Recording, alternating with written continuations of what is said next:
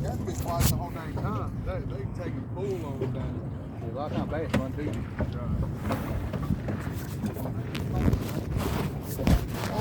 There. 30 feet out. Yes, I can't go 30 feet.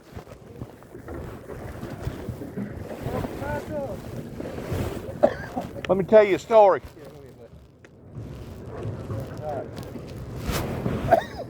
I'd stay down there and work the Katrina damage early part of 2006. And Katrina hit in 2005, along about September. Yeah. I wound up staying down there in the Gulf almost a year before I wound up going to Florida, working for a dealership down there at St. Augustine. You ever heard of St. Augustine? Yeah. Working for Jack Wilson dealership down there, living on an island, Anastasia Island. And I purchased another sword, the sword symbolizing peace on earth. And I made a mistake. I let my dad know that I was on my way back up the Land Between the Lakes up in Kentucky for another ceremony. He gets on the foghorn, calls up the authorities in Kentucky and tells them that my son is mentally deranged and he's on his way up the Land Between the Lakes. Told him what that I was going to be doing, and told him that I was emotionally crazy and to stop me at all cost because I was a threat to myself and a threat to others.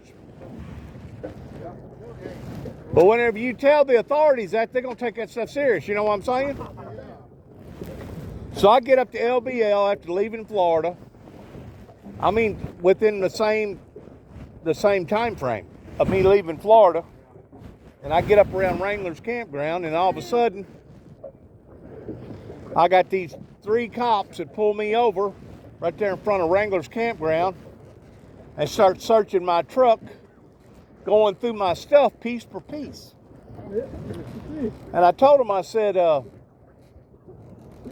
why y'all doing this? They said, because we got a telephone call from somebody in Tennessee telling us that you was coming up here and to stop you at all costs because you was mentally deranged and you was a threat to yourself and a threat to others. I said, well, all I've got is a metal-edged sword. Yeah. And as far as I remember, my amendment rights tells me that I have a right to bear arms. And as long as I'm not trying to hurt nobody or hurt myself with it, I feel like you need to leave me alone. Oh, you know. They get on the telephone or their telephone, whatever you want to call it, and call up various people. The next thing you know, I'm sitting there in front of that campsite for about 5 hours while they're on the constant phone, calling this one, calling that one, trying to find dirt on me so that they can arrest me. Well, they didn't find none. So I went ahead and went up into the mountains where I originally got a campsite up there because I'd already went through one ceremony in 1989 whenever I first started a ministry. And I'm up there camping, fasting, praying, got the sword on an altar. I made an altar and put it up in the middle of the woods. And long about the 16th or 17th day, they come up there and they desecrate my campsite. They get rough with me. They take all my stuff, they throw it on a trailer up there and tell me that if I don't leave, that they're going to physically arrest me. So I thought, oh, well. Because they told me, they said, well, this ain't the same bunch of people no more. Because whenever I was up there in 1989, it was being run by TVA. In 1999, leading into 2000, TVA gave it up and gave it over to a state park. So a state park now owns it and are in control of it. And that's what makes Land Between the Lakes a federal piece of property. So I go across the river. I rent me out a spot over there in Aurora, Kentucky for 30 days. Old boy charged me $2 a night, and that's with a bathroom and hot and cold water to take a shower. And $2 a night ain't bad at all towards staying in a campsite. So I'm over there, staying in a campsite, praying and stuff. And God revealed to me that there was going to be electrical disturbances to come into that area. So I make me up a bunch of pamphlets, and I start right around the dam there, passing out a bunch of material at Grand Rivers and going up to Calvert City, going up to Paducah, Kentucky. And all of a sudden, the Paducah authorities found out that I was in Paducah, and they brought about 7 or 8 cop cars in there and arrested me. Physically arrested me, obtained me. Put me in the back of the squad car and took my truck off to the pound. So I'm being interrogated by I don't know who. I'm sure it was some big to-do FBI guy or CIA guy. Maybe ATF or something. Anyways, I told them my story that God had revealed to me that there was going to be electrical disturbances. And that guy looked at me kind of funny. He said, "Sir, we've done shut that dam down. We're right now looking for explosive devices on that dam." I go, "Well, as far as I'm concerned, you won't find none on my behalf. This is the Kentucky Dam up around Grand Rivers, right?" So they looked over the dam, shut the traffic down for about 2 hours, and they took me, I see those ducks, they took me to Four Rivers Behavior Center to see if I had both my oars in the water, right? All right, so I'm talking to this examiner. It was fairly late by that time. It's probably 11, 12 o'clock. She sits down there and talks to me for a couple hours. I explained to her my story and that God had showed me that there was going to be electrical disturbances. And finally, about 2 hours later, she said, "Sir, they have made a mistake with you. They need to let you go. You haven't done nothing wrong. You're trying to help these people." I go, "Yes, ma'am, that's exactly what I'm trying to do." So the cops, Kentucky State Troopers, haul me all the way back to Paducah, and rather than put me in a cell because I hadn't been technically legally arrested, they just dropped me off in the middle of a cemetery and said, "Good luck, buddy. Good luck, buddy." And I asked them, I said, "Well, where's my truck at?" They said, "Well, it's been impounded by the Kentucky State Trooper's office on the way towards Mayfield, Kentucky." I'm serious. They had this all over WPSD Channel 6 News. I'm serious. I believe it. So, fall next morning after getting ate up by mosquitoes, sleeping about an hour and a half all night. It was hot. Mosquitoes was out. I bet it was. It was.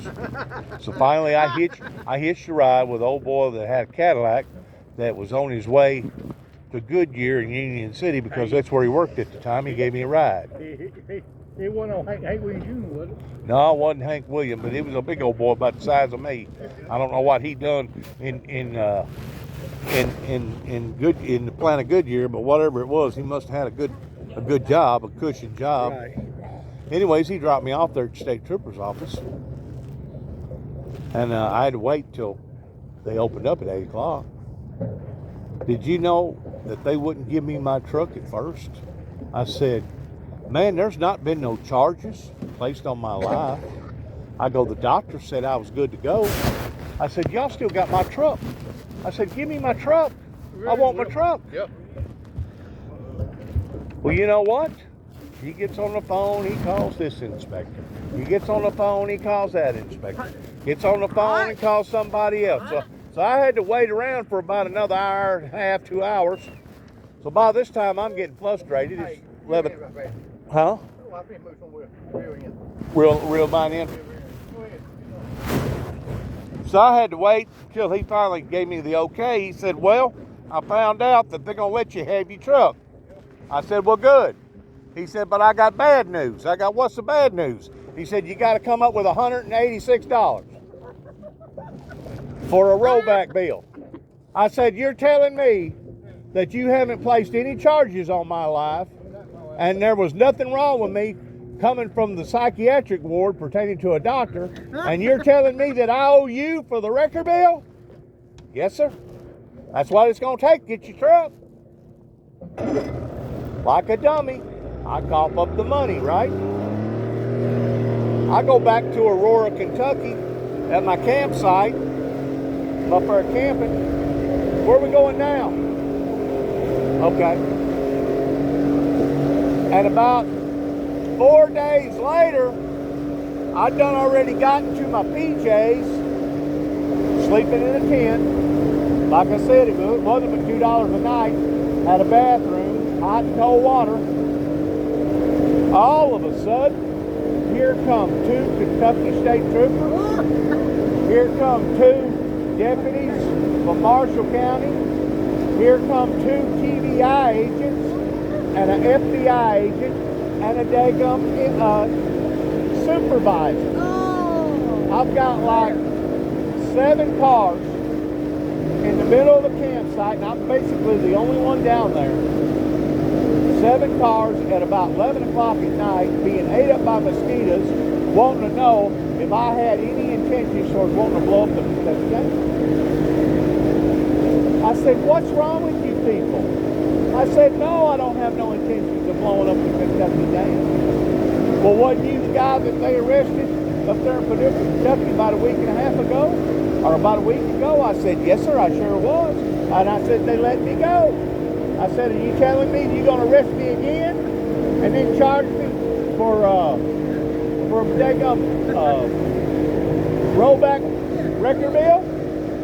Well, they sat around there for another 2 hours talking to whoever, and finally they said, well, you're good to go. We're going to leave you alone. But that's my story that I can prove, I can validate, I can prove from the TVA with the Kentucky Dam up right beside Aurora, Kentucky. Tennessee. I'm from Tennessee, but that don't stop me from going to other places and camping and having a good time, living a good life.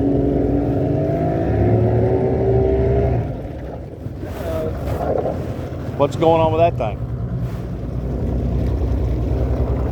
Huh? You going backwards or forwards or what? Oh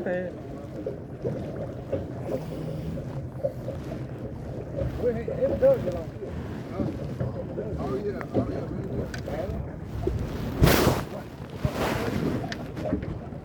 Oh, I did it. Me was talking about law. Let me back up a bit. I got back up a little bit. Hold it. I got back up, y'all. All right.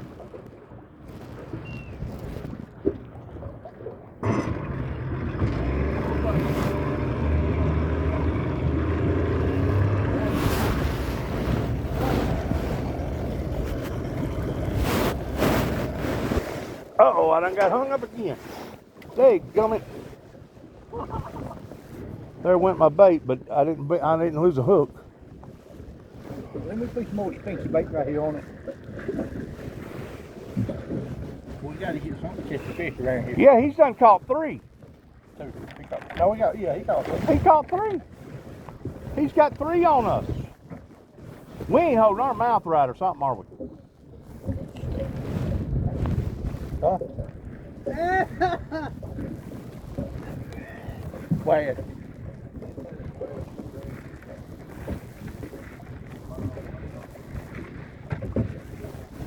All right, I got him in there twice. I rode him around there twice. We'll catch the fish in a minute. We're gonna load up and drive about 20 miles down the road. Where we gonna go? Iuka. Iuka. Yeah, Iuka. Yeah. Iuka, Mississippi? Yeah. Are we still in Tennessee right here? Yeah. Are we? Yeah. We're right up here by the Pickwick, Kentucky Dam, ain't we? Well, yeah, if it went down.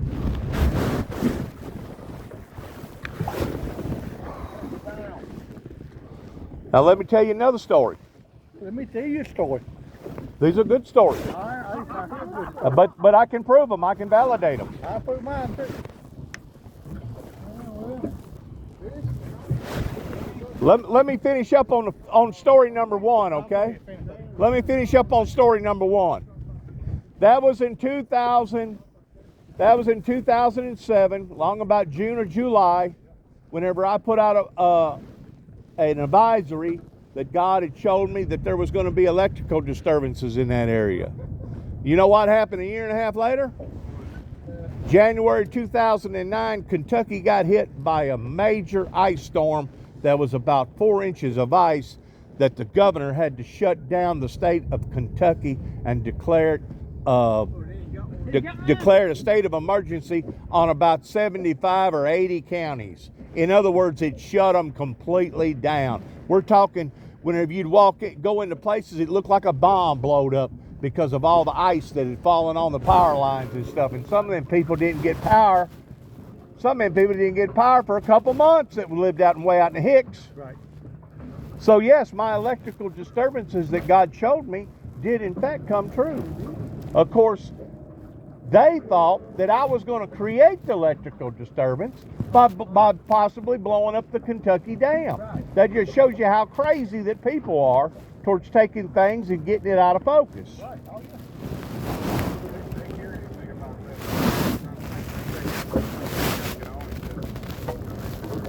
Well, I hadn't done nothing though. I was trying to help them.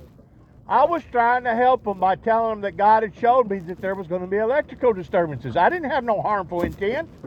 well, I didn't have no harmful intent whatsoever. I got a nephew. He couldn't get his medicine no more. He told people just at the doctor's office, he gonna come in.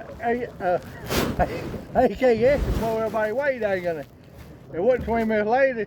The FBI had a half a gun holding on forward to throwing. What did he say he was going to do? Kill everybody at the doctor's office with SKS. I mean, what? What?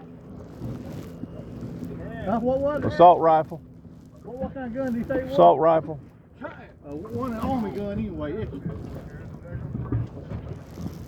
He calling the other man. Me and you, we ain't holding our mouth right or something. So anyway, they had here now in the van. Oh, he had one gun and I didn't have a gun nowhere.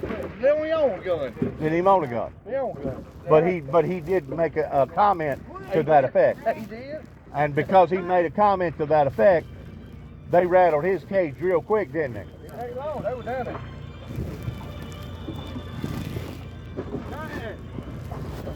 Well, let me tell you another story. Total Wireless. Do amazing. Available at Total Wireless stores. 5G capable device and SIM required. Actual availability. In 2005, I was up in Martin, Tennessee, dropping off some Bible literature. Yep. It was fairly late. Went into a convenience store and handed the boy a bunch of material. And I told him, I said, you know, there's so much controversy in my life. There's going to be an explosion of controversy. And I'm liable to wind up on the Channel 6 News. Well, I left that guy and went to work that morning, never to get no rest. Went to work. I was working in Huntington, working in a body shop. And all of a sudden, about 10 o'clock, here comes a Weakley County Sheriff, not a Weakley County Sheriff's Department, but a Martin deputy from Martin, Tennessee, comes down there and asks me if I was Dennis Jackson. I said, yes. He said, well, you're under arrest. I said, for what?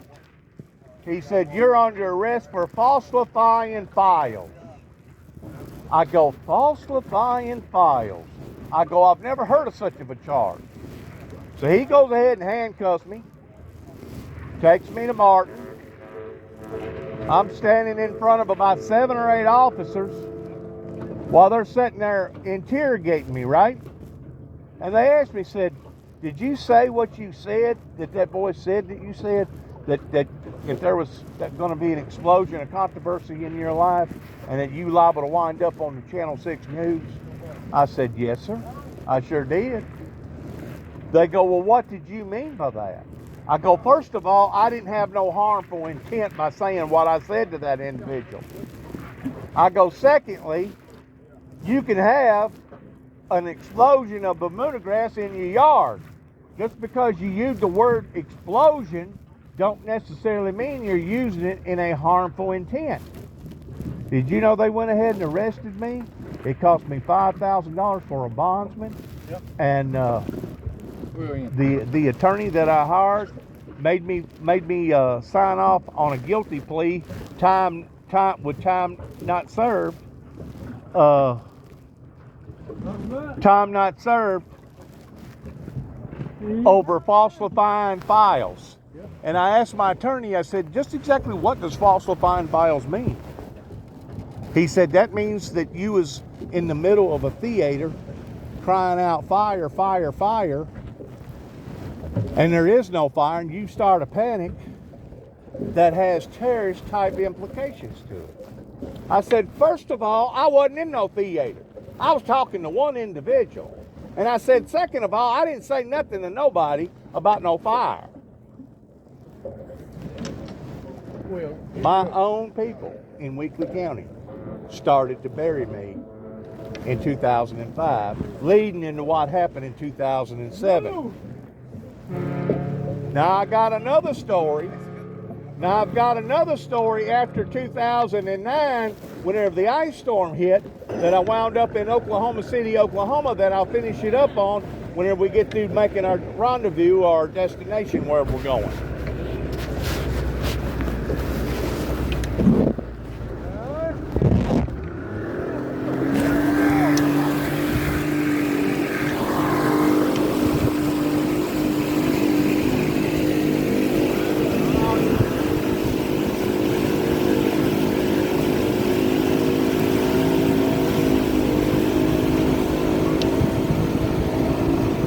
Hey, was they blowing that horn because we was too close to that area? In other words, we was drifting off into an area we wasn't supposed to be in, huh? Oh, okay. The barge traffic's coming out and they don't want them to. Well, it says right there on the sign, dangerous possibility of high tide or high waves. So they was letting us know to get out of that area, huh? Is that who was blowing the horn? no, he's coming that way. Go out that way. I got you. So where exactly are we going now? To Iuka? How come he keeps catching a fish and we don't? Huh? Really? So it makes a difference what kind of rod and reel you hold in your hand? Come on, man. We got fisherman's luck, a wet ass, and a hungry God. Come on, man. You thought that's funny, did you? Yeah. We gotta catch us some fish. We're getting hungry. We're getting hungry out here. All right.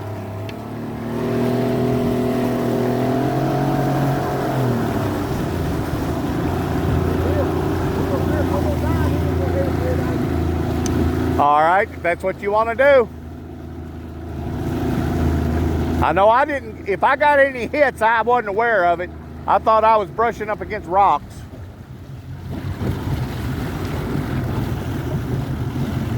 Did you know that they went in and reconformed this dam about 2 years ago because they said that it didn't have a good foundation, a good rock foundation, and if there was ever a major earthquake, it could possibly cause this dam right here to break?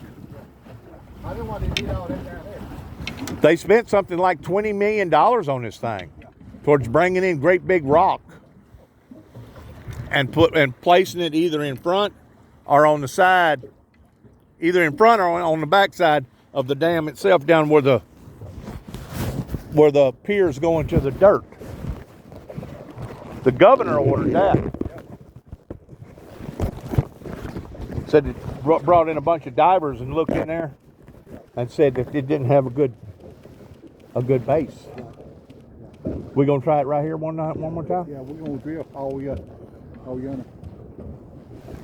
Well, don't let us get drifted back in front of the daggum barge. You need to put more bait on. I know it.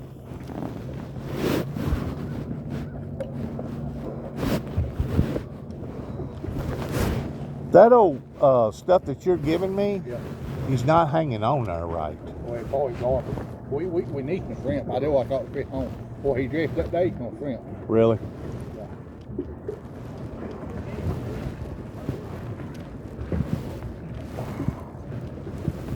Well, let me tell you my third story.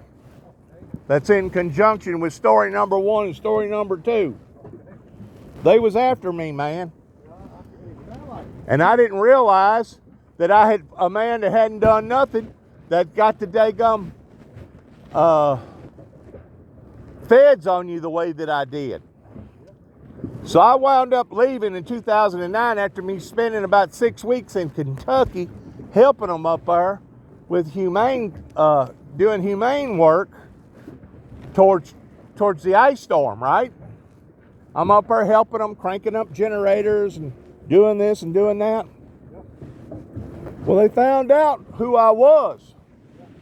They recognized me. You know what they done? They contacted the sheriff's department in Livingston County and had me run for them out of the county. By 2 deputies that escorted me out of the county and told me that if I come back to that county, I would be suffering persecution problems pertaining to being arrested. So I went on up to Paducah, stayed for 2 or 3 days. Keep in mind that nobody had no electricity. Everything was dormant as far as cold, below zero. And I wound up staying in Mayfield, Kentucky, working with a crisis center out of Atlanta, Georgia.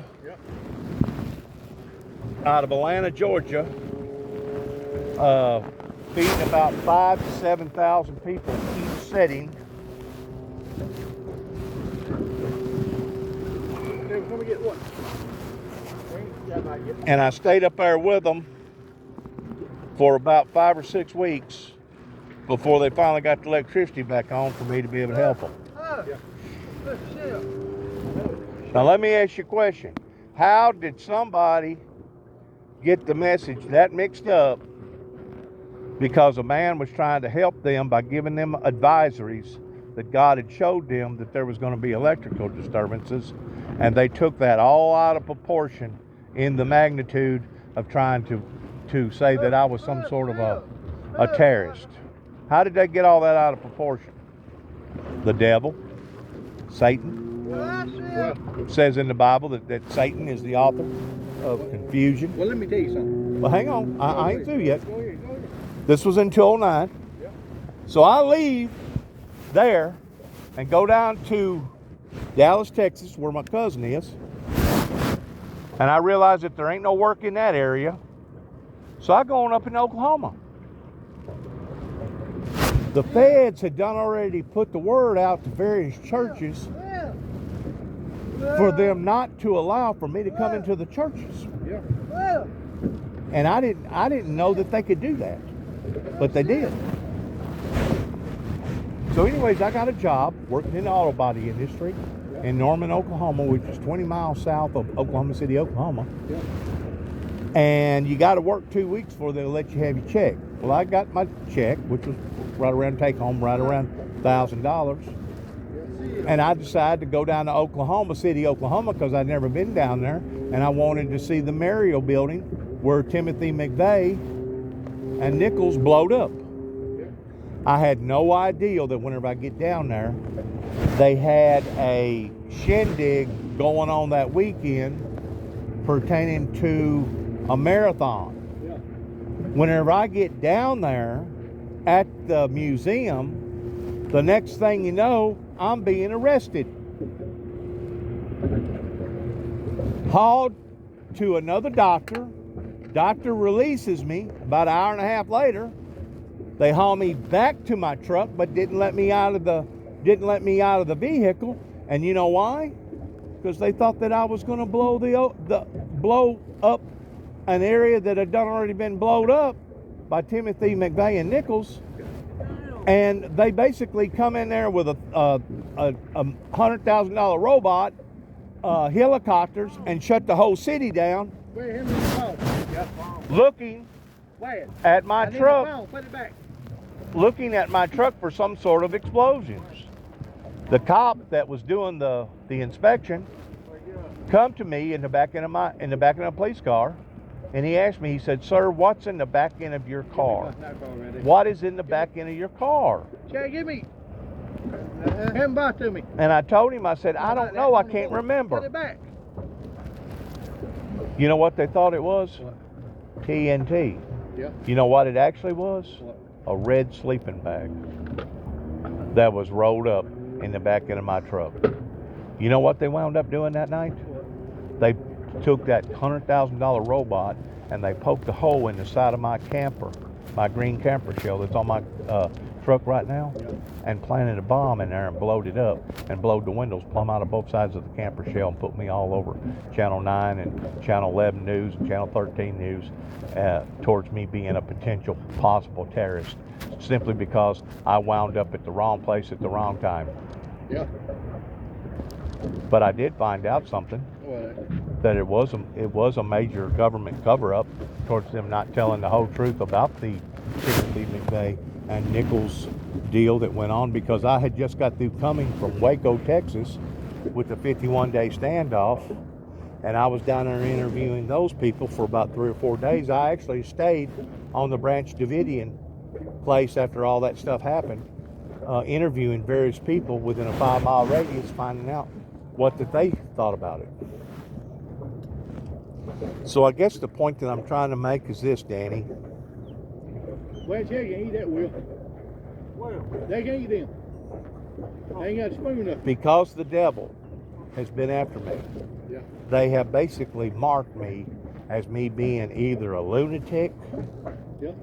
or a potential threat Yeah. to society. Now, Yeah, you can't eat now them. how do you get something like that off of you? I don't know. How do you live that down? How do you not allow for that to disrupt your life and go on with your life? Now, you was going to say something to me. What was you going to I say? had a store. Albany, Mississippi. I can prove all this now. I know. Yeah, I had a store in New Albany, Mississippi. I bought a stolen gun, of course. You know, I buy stuff and sell it. Right. You're a wheeler and a dealer. My sister running the store that morning. Kind of got a little Jew in you, don't you? Got a little bit. My sister running the store that morning, and Jay, we finna go. We're in. Anyway, my sister got me, said they ain't got a law down here. Won't talk to you. Okay. I said, what they want law to you? Don't tell nothing, tell me you down here now.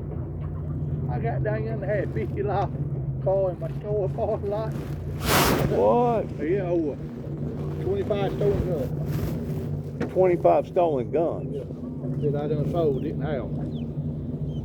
that you done sold. Yeah. Somebody done said that you had sold 25. I did sell them. Oh, you did sell I them. did sell them, Was the guns legal? yeah. What do you mean, no, they stolen. Oh, they'd been stolen. So you'd gotten caught up in a daggum racket. Right. But everything went good. I mean, they took my what gun I had left away from me. And I ain't got nothing to pay. Did they take your gun privileges away from you towards you not being able to carry a gun or have a I gun? ain't got nothing to pay. You ain't got a felony, do you? No, they ain't do nothing to me. They took my money. But they could have, though. What saved me, I had life in this store Okay. to buy and sell stuff. To buy and sell stuff. Right. Like a pawn shop has. Yeah, business life, yeah. Business license. Right. Sit down, Brad. We can go home. No, you're not hard. Yeah, We going out, Yuki?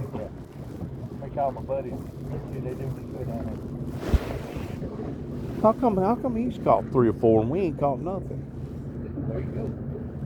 No, it ain't the way it goes. I'm a guest on your boat, and you're supposed to be treating me. If you're going to be a daggum host or a hunting guide, you're supposed to be putting me on the hot spots. Hey, Bobby Ellen, they do any good?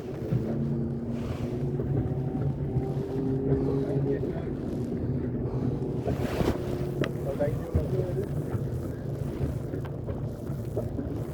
We're in some deep water right here, buddy. I didn't realize that we was in this deep of water. This thing's still going down. Good grief. Probably 50 foot deep. I'm 50 foot deeper. Wow. That's deep.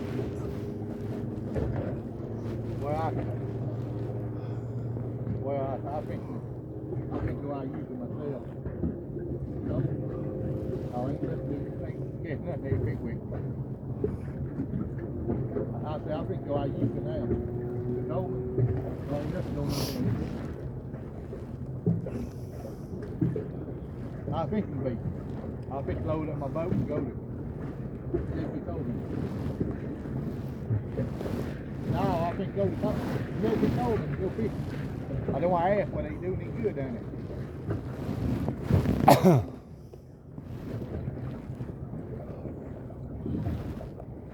Well, we ain't doing nothing here. Couple stragglers. Yeah, we ain't got but 3 fish. Just a couple stragglers. I know. I know that. I tried that, but it ain't working too good.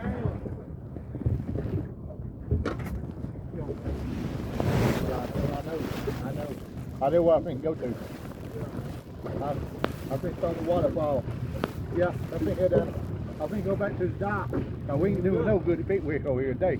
I ain't never been to the waterfall. I think I was waterfall and worked my way back toward the dam. I mean, toward the JP Coleman.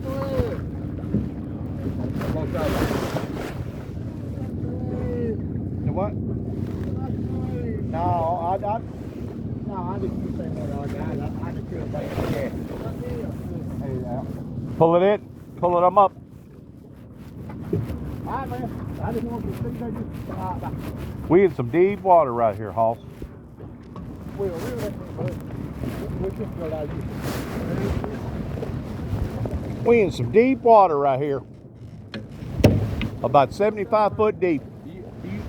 You gonna buy some shrimp before we pick with shrimp? French stuff. What? Shrimp. You gonna buy some before we pick with them? How much are they? I don't know. Where do we got to go to the fishing store to get them? No, shrimp. Grocery store. What you eat? Shrimp.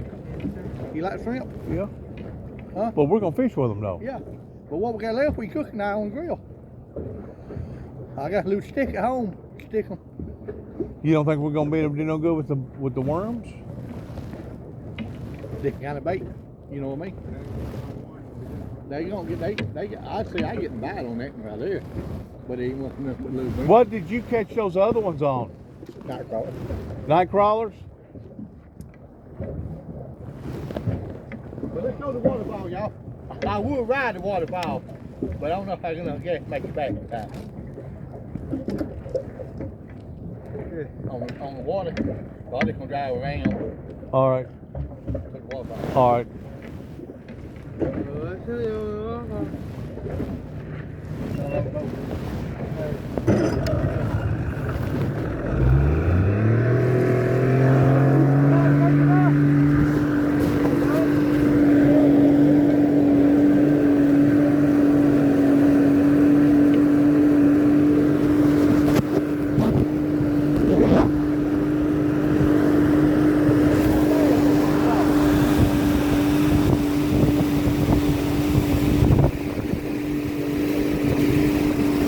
Well, we're gonna leave this area heading somewhere